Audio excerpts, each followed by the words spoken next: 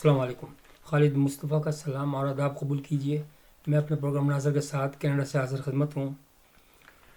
آج کی جو خبروں کا ٹاپک ہے، مین ٹاپک وہ ہے، پروگرام کا ٹاپک جو ہے اس میں عمران خان صاحب کے متعلق ہے. ان کا غصہ بہت تیزی کے ساتھ بڑھتا جا رہا ہے اور انہوں نے یہ بھی کہا کہ میں مر جاؤں گا مگر معافی نہیں مانگوں گا. تو سب سے پہلے تو میں اسی ٹاپک پہ اسٹارٹ کرتا ہوں کہ میں مر جاؤں گا مگر معافی نہیں مانگوں گا. یہ کیوں کہا انہوں نے؟ میں انالیسس کر کے آپ کو بتاؤں گا کہ اس جو میں یہ تو نہیں بتا سکتا کہ بھئی یہ وہ عقل کل تو میں بھی نہیں ہوں، لیکن انڈیکیٹرز ہوتے ہیں. جب کوئی بات کرتا ہے نا تو اس کے پیچھے اسمپشن، مختلف ٹیکنیکس ہیں جو اپلائی کرنی پڑتی ہیں، جس کے ذریعے آپ کو پتہ لگانا ہوتا ہے کہ یہ کیوں کہا اس نے. میں مر جاؤں گا مگر معافی نہیں مانگوں گا. اس کا مطلب یہ ہے کہ دیئر از اے چانس کہ ان کو کوئی آفر ملی تھی. آفر اس طریقے سے، اس میں کوئی حرج نہیں ہے، یہ میں بتا دوں. یہ ایک سمجھ بوجھ والا انسان جو ہے نا، آخر کے اندر اس کو جو آپ آج کل آرمی کہتے ہیں، اسٹیبلشمنٹ کہتے ہیں، لیکن اب میں اس کا بھی رول بتاؤں گا اسٹیبلشمنٹ میں کہ ہے کیا.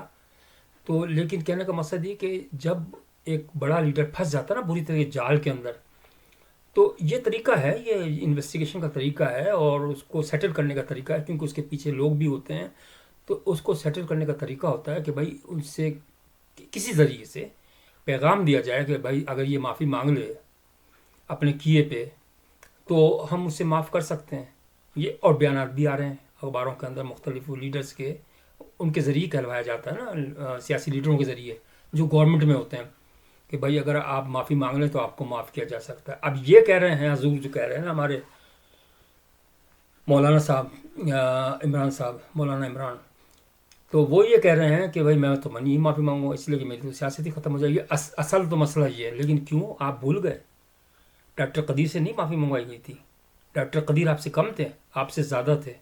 انہوں نے بیچاروں نے معافی مانگ لی تھی، چاہے گن رکھ کے یا کسی بھی طریقے سے، اس لیے کہ اس کے پوچھ پورا اسٹیک آپ کو سمجھ نہیں آتی نا. اب پاکستانی عوام کا تو میں یہ بدقسمتی سے کہوں گا، اس میں کفر میں نہیں بک رہا ہوں، پہلے میں بتا دوں، میں معافی چاہتا ہوں کہ اگر اللہ خود آ جائے، وہ کہے یار پاکستان کی حالت بہت خراب ہے، مجھے خود جانا پڑے گا ٹھیک کرنے کے لیے، وہ بھی ٹھیک نہیں کر سکتا. یہ تو میرا اپنا خیال ہے. اس لیے کہ عوام جو ہے نا مردہ ہیں، مردہ جانوروں کی طرح، اور مردہ ایک دوسرے کی لاشوں پہ اس طرح جھپٹ رہے ہیں کہ شاید وہ مردہ جانور بھی نہیں جھپٹتے ہوں گے. اندازہ کیجئے آپ کہ بات کہیں سے کہیں چلی جائے گی.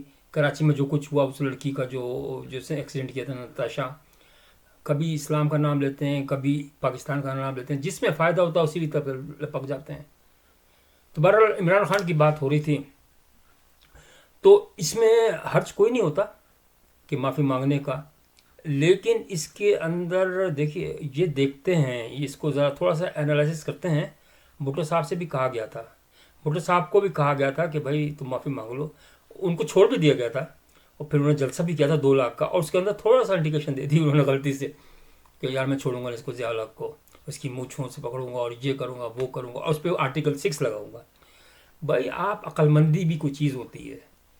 میں نواز شریف کو، چلو بدھو ہے جو بھی ہے، عقل مند تو ہے، اس نے اپنی جان بچا لی.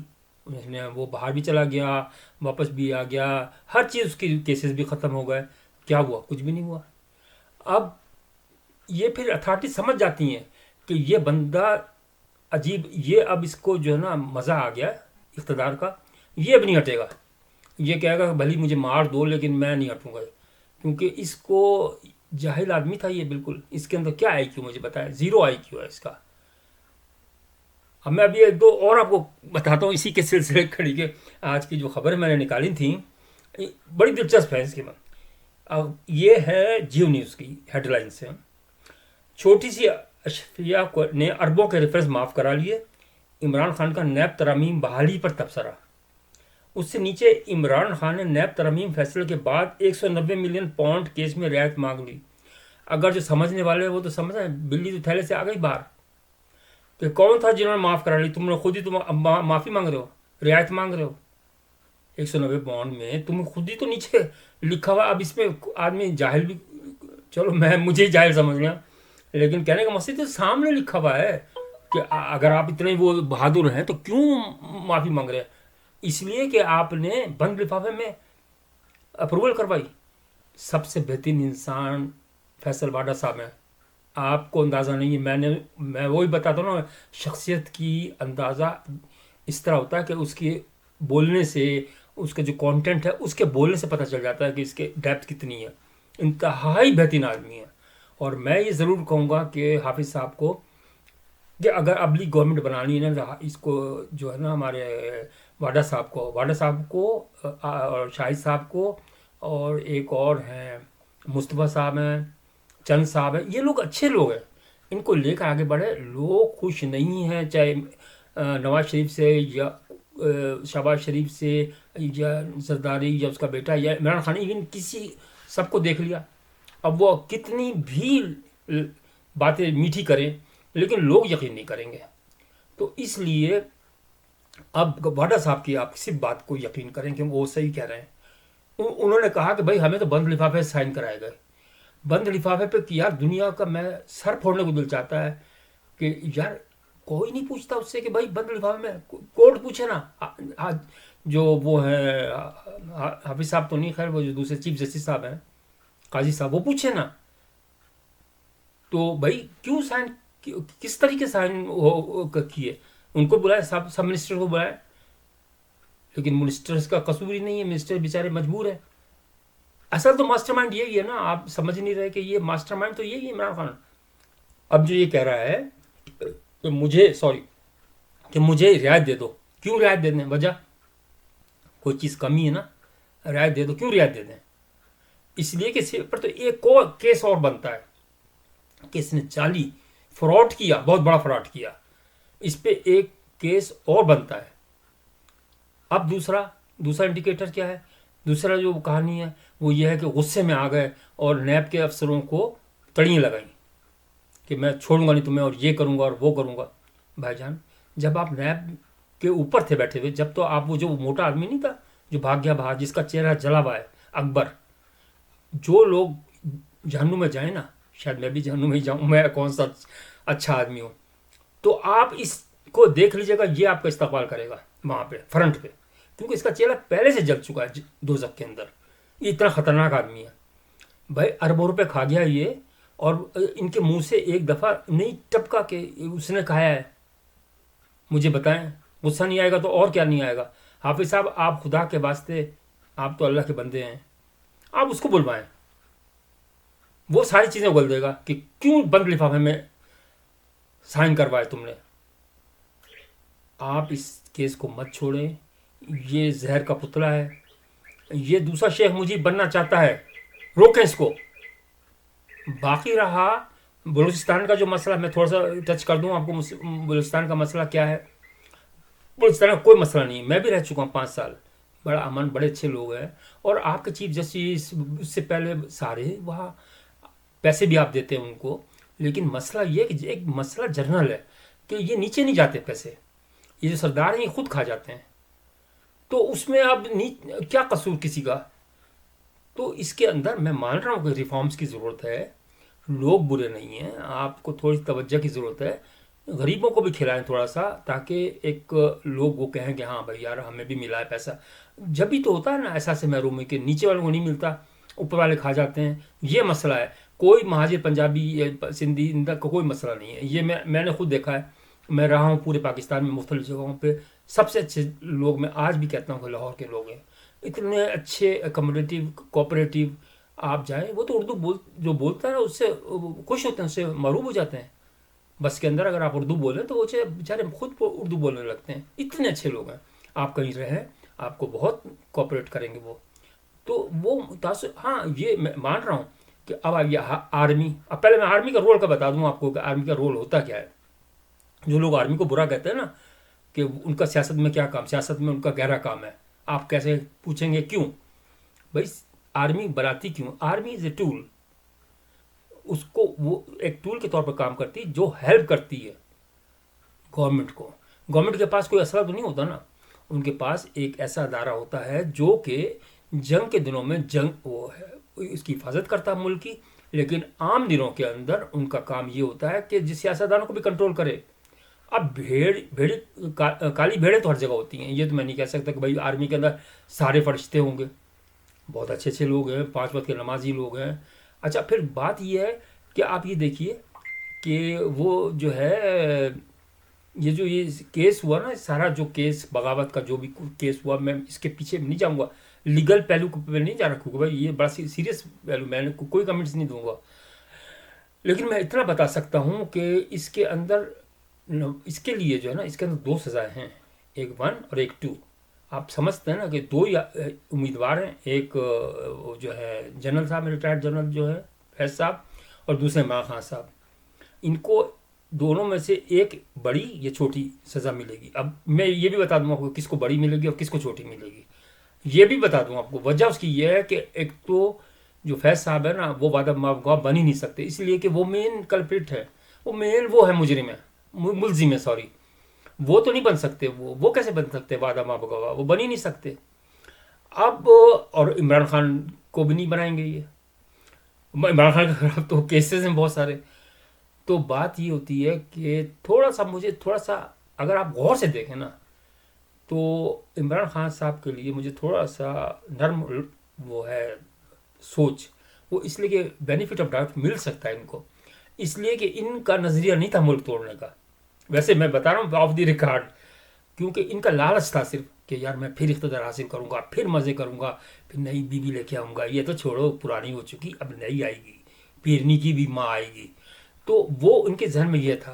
तो थोड़ा सा अगर सोचा जाए, जिसको मुल्क तोड़ने का ना हो ना, तो उसको नंबर 2 सज़ा दी जा सकती है। मैं अभी भी नहीं कह रहा कि भाई 2 ये, लेकिन मैं ये कह रहा हूँ नंबर 1 जो है ना, वो तो उसी का है जिसने मुल्क तोड़ने की, उसकी साजिश लंबी थी। उसकी जो थी ना, उसने जो आर्मी के अंदर जो थे ना बेचारे शरीफ लोग थे ना, जो जनरल थे, कर्नल थे, ब्रिगेडियर थे बेचारे, वो मैं फिर वो बताता हूँ कि भुट्टो के दौर के अंदर तहरीक चली थी, भुट्टो की फांसी जब फैसला हो गया था, उसके बाद बहुत से लोगों ने, शरीफ लोगों ने अपनी पक्की पक्की नौकरियों से इस्तीफे दे दिए थे और फिर भूखे मरे, वो खुदकशी की उन्होंने। तो ज़ाहिर है बेचारे शरीफ लोग भी होते हैं इसमें, आप माशरे के अंदर ये नहीं कह सकते कि सारे बदमाश होंगे। शरीफ भी पिज्ज़ा, बल्कि शरीफ भी पिसते हैं। वो बदमाश तो जैसे नताशा निकल गई ऐसे निकल जाते हैं, मछली की तरह, 2 मिनट के अंदर पैसे दे दिला के। तो मैं ये कहता हूँ कि हाफिज़ साहब को मैं ये कहता हूँ कि नरम गोशा अख्तियार करें।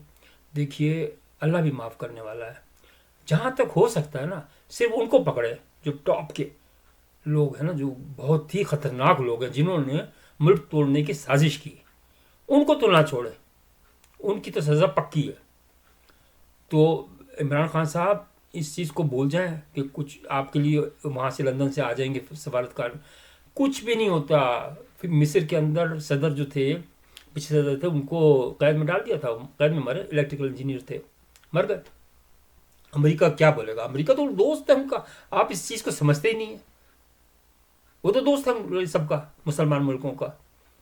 तो आपके लिए भी कोई नहीं, भुट्टो के लिए भी कोई नहीं बोला, किसी के लिए कोई नहीं बोलता, कैनेडी मर गया। ये सब पॉलिसी मैटर्स होते हैं, इसके अंदर बोला नहीं जाता, ये अपने वतन के लिए अपने ये चीज़ें दी जाती है, इसको कुर्बानी कहते हैं। तो अगर आप अभी भी इमरान खान साहब के लिए मैं कह रहा हूँ, शरीफ बन जाएं, ऐसा ना करें कि ये अब आप देखिए, सबसे अब एक केस और बन गया आप पे, नहीं बना तो बन जाएगा। क्यों? आपने नैब के लोगों को तड़ी दी। आपको पता है कि इतना बड़ा संगीन जुर्म है मगरिब के अंदर, अमेरिका के अंदर, कि अगर आप जो लोग हैं इस किस्म के लोग, जो कि गवर्नमेंट के लोग हैं, अगर आप उनको धमकी देते हैं तो इसका मतलब मुदाखलत है आपकी। तो उसके अंदर संगीन जुर्म है और सज़ा उसकी सख्त तरीन सज़ा है। आपको इतनी तमीज़ नहीं है कि भाई यार आप, इसका मतलब ये तो कन्फर्म हो रहा है ना, कन्फेस कर रहे हैं आप एक तरह से कि भाई आपने जुर्म किया, आपको ये नहीं करना चाहिए था। आपने खाया, आपने खूब खाया, आपने, अब आप माफ़ी मांग रहे हैं कि मुझे 190 मिलियन में रियायत मिल जाए, आपने उसका गलत फ़ायदा उठाया। मैं कहता हूँ हाफिज़ साहब, इसको छोड़ना नहीं है किसी कीमत पर, किसी कीमत पर नहीं छोड़ना। और दूसरा मैं ये भी अर्ज़ कर देता हूँ कि भाई आप किस किस को सही करेंगे। मैं तो हैरान होता हूँ कि माशरा तो पूरा पूरा ख़राब है। तो इसके अंदर आप वाडा साहब को लें और 3-4 जो मैंने आपको बताया नाम, इनको लें और उनमें गवर्नमेंट बनाएं। नहीं, कोई कुछ नहीं बोलेगा, ये बुद्धू हैं सारे। मैंने आपको बताया ना, खुदा भी आ जाए तो वो भी सही नहीं कर सकता इनको। استغفر اللہ، میں کفر نہیں بک رہا، میں پہلے معافی مانگ رہا ہوں، لیکن ایک یہ نظریاتی بات ہے کہ بھائی اتنے بگڑ چکے ہیں کہ ان کو سوٹا لے آپ، وہی بھی جو آپ کے ہاتھ میں ہے نا وہ، اس پہ تیل لگوا لیں، اور اس کے بعد ان شروع جو کرے نا، جیسے اس نے کیا تھا سعودیہ والے نے الٹا لٹکا دیا تھا، پیسہ تو نکالو بس، اور پھر پیسہ لے کے ان اس باتھ روم پہ نہیں جا سکتے تھے، سارا پیسہ دیا، پھر جاؤ معاف کیا تمہیں، جاؤ جہاں جانا ہے، ایک ٹکٹ دے دو ایئر کا، جہاں جاؤ جاتے ہو تم۔ یہ ملک ایسے نہیں سدھرے گا، یہ میں بتا دوں، ورنہ یہ وقت آپ کے ہاتھ سے بھی نکل جائے گا۔ جیسے عمران خان کے پاس ایک چانس ملا تھا نا، 4 سال تو تھے نا اس کے پاس، یہ کیوں نہیں کیا اس نے اکبر کو، جو اس سے تو کھاتا رہا پیسے، اب اس سے پوچھتا بھی نہیں ہے، جو وہ جہنمی آدمی ہے، اب وہ تو بھاگ گیا باہر، ابھی کہہ رہا ہے کہ مجھے اسی نے تو سائن کروائے تھے، اسی نے تو عقل دی تھی کہ یہ بند لفافے میں ایک بار بتا دوں، کورٹ کے لیے کہہ رہا ہوں کہ پلیز اس کو بلائیں، یہ جو یہ مانگنا ہے رعایت کے لیے لازمی ہے کہ اس کو بلائیں کہ بھائی تم نے کیوں سائن کرائے، اور جب وہ آئے تو اس کو تھمبو کر لے، اس کو جانے نہیں دیں۔ یہ میں بتا رہا ہوں کی پوائنٹس، باقی میں کوئی یہ اس کے جو وہ مسئلے ہیں کیا تھے کورٹ کے، ان کے اندر انوالو نہیں ہو رہا، پہلے بتا دیا۔ یہ صرف ایک سوچ ہے کہ بھائی جب بیچارے عوام مر رہے ہیں، پس رہے ہیں، تو ہم لوگوں کا بھی فرض ہے کہ ہم ایک صحیح بات تو بتائیں نا، یہ نہ بتائیں جس طریقے سے آج کل یہ جو پروگرامس آ رہے ہیں، منصور علی خان صاحب پروگرام، ہمیں 1 لاکھ چاہیے، 1.5 ملین چاہیے، بھائی اپنے فائدے کے لیے آپ کر رہے ہیں، لوگوں کو بتا تو رہے نہیں اصل بات، یہ کیا آپ کا پروگرام ہوا؟ وہ بھی چل گئے، دوسرے پرانے والے بھی چل گئے، لیکن آپ دیکھیں نا اسی اس کے اندر صحافی اچھے بھی ہیں، خان زادہ صاحب بہترین آدمی ہیں، اعزاز سید صاحب میں نے دیکھا اتنا شاندار، کوئی اعلان نہیں کر رہے کہ میں صابن کی بٹیاں لوگے تو ایک صابن کی بٹی فری ملے گی، یار یہ جہالت ہے۔ آپ کو پتہ نہیں کس نے یہ ٹاؤٹ کے طور پہ کام کرتے ہیں، جو صحافی ہیں نا یہ ٹاؤٹ کہلاتے ہیں، یہ سیاستداروں سے پیسے لیتے ہیں، بھتہ لیتے ہیں۔ ایک وہ ہے پٹھان مرغی کی شکل، وہ ہے جو ہنستا رہتا ہے، وہ بھی نام میں بول رہا ہوں اس کا، وہ بھی ایسے ہی وہ ابھی سیکھ گئے ہیں۔ اب جیسے میٹرک پاس اگر بھرتی ہو جاتا ہے نا کلرک کے طور پہ، وہ آہستہ آہستہ بن ہی جاتا ہے سب کچھ، اس لیے وہ سیکھ جاتا ہے کہ کس طرح لیٹر پٹ اپ کیا جاتا ہے، کس طرح فائل بھرائی جاتی ہے، کس طرح۔ تو میرا کہنے کا مقصد یہ کہ خدا کے واسطے آپ عقل کے ناخن لیں، اور میں حافظ صاحب اور حاجی صاحب، حافظ صاحب اور دوسرے ہے قاضی صاحب، ان پہ گہری ذمہ داری ہے۔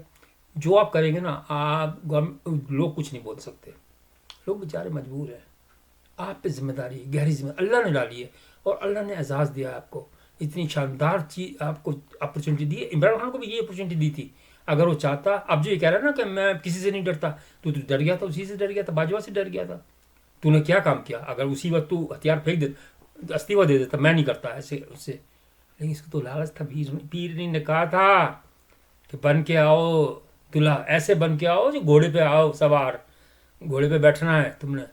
تو بھائی میں معافی چاہتا ہوں، ذرا میں ایسا بول گیا آپ کو، لیکن آپ کو ہنسانے کے لیے بھی تو ضروری تھا نا۔ تو اپنا خیال رکھیے گا، آج کے لیے اتنا ہی کافی ہے، انشاءاللہ پھر ملیں گے۔